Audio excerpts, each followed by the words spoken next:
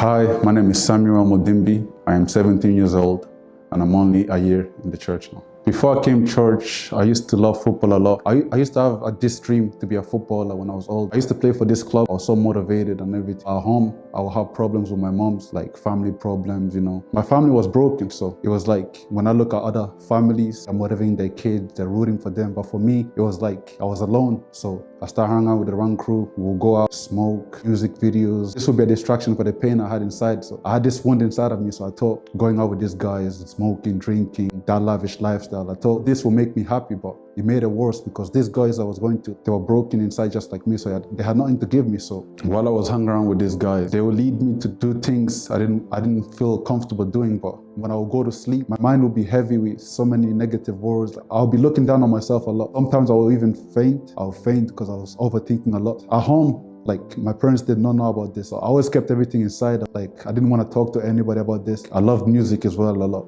So I always wanted to do music. It was a way for me, if I write something, it was a way for me to escape in my head. When I was hanging around with these guys, obviously these guys were involved in other stuff. So I would get involved as well. So I didn't really want to be there. I just found myself there somehow. So I understood I needed help. I needed to really change my life. My biggest problem as well was I never asked for help. Instead of asking someone for help, I'll isolate myself because I thought if I told someone about my pain, they wouldn't really fix it. So I knew about the church through the youth group. They were doing this event about a movie. So I thought I'd be interested at the time as well. I had nothing to do on the weekend, so I thought I'd just come and see. When I stepped in the church, everyone was dancing, fun, it was peaceful. That was the first time when I came to church.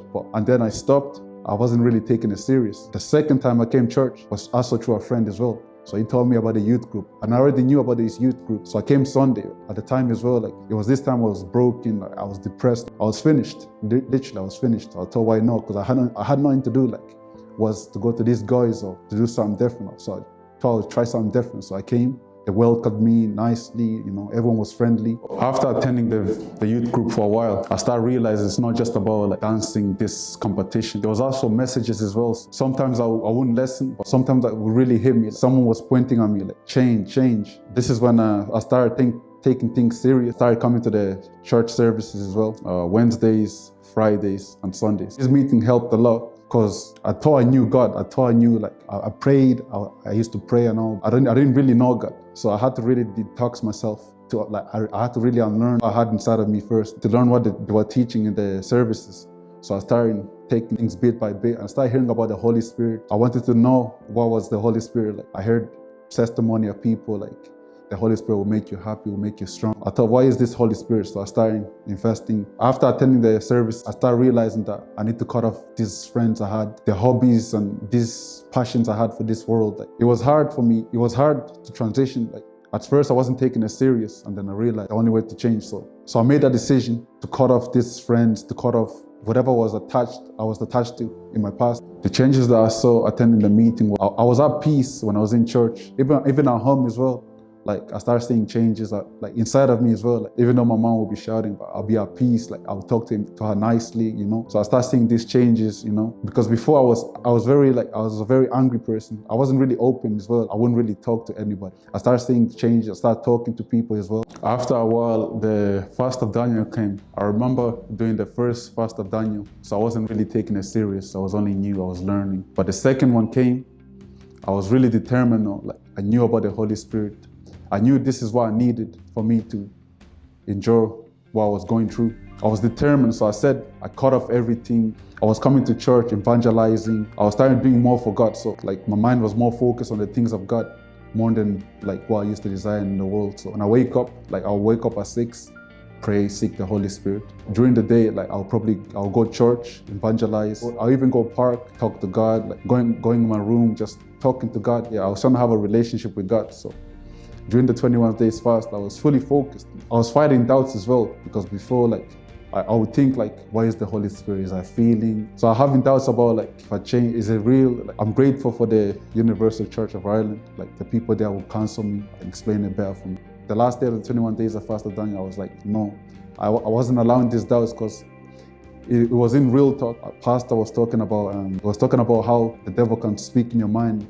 There's God's voice, there's the devil's voice, and there's also your voice. He taught us how to rebuke the voice that we heard, and how to hear God's voice. God's voice won't point at you, you're this, you're that, you're that. So that made me more assurance that, yes, I will receive the Holy Spirit. And it was on the last day that during the service, we were praying. I was there, we were praying. I was, God, here I am. Like I gave my all, literally. I gave my all. I heard this voice, I kept hearing this voice. It was telling me to let go. So I just let go. In that moment, like I felt strong. Like I felt like I can overcome I can overcome anything, literally. Looking back at the things like I've been through, like I was like, wow, like I really came this far. So I was like, nah, like I will receive the Holy Spirit. In that moment, the doubt disappeared. Inside of me, like I felt strong. Like I felt like I can do anything. Like, I felt joy, peace. Before I would overthink everything, I wasn't really overthinking. Like when I received, like I knew, like I was like, yeah, like God is with me. Like, I had no more doubts. Like I was free. Like, now that I received the Holy Spirit, there's like a shift inside of me. Like the desires I used to have outside of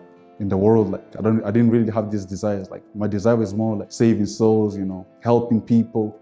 Like this is my desire now. Like, my desire is to do more for God. So I want to go even more. Like I want to know God even more and more. So I'm completely free from the things in the past now. The friends I had before, like I don't need these friends anymore. I don't need to smoke. At home as well, I'm at peace as well. I'm at peace with myself. Like I don't really look down on myself or have these negative words, negative thoughts in my mind. Now I have peace, joy. I can sleep well at night before I'll have these negative thoughts. Now I'm completely free. If there's a problem, I know I will overcome it. I won't go, even if I'm doing something, I won't go halfway. Now I'm completely a new person. I don't have to rely on friends to feel nice or to feel good about myself. Now I'm at peace with myself. Even when I'm alone, like I know I'm with God. I have God inside of me. So now, like I have this strength, like inside of me, like this desire to serve God and serve others as well. The best thing for me, like, was to receive the Holy Spirit and to find a church that, like, really understands. When I came, like, I was confused by a lot of stuff, but they sat down with me, they counseled me, they break stuff down to me that I didn't understand. So I'm really grateful to be here. I'm also grateful to receive the Holy Spirit. I can never trade the Holy Spirit for nothing, because what I have inside of me is nothing compared to anything in the world. No cars, no millions, no nothing of that. This peace I have inside of me, this strength, knowing that God is with me, knowing that I will persevere, knowing that I will overcome. This is the thing.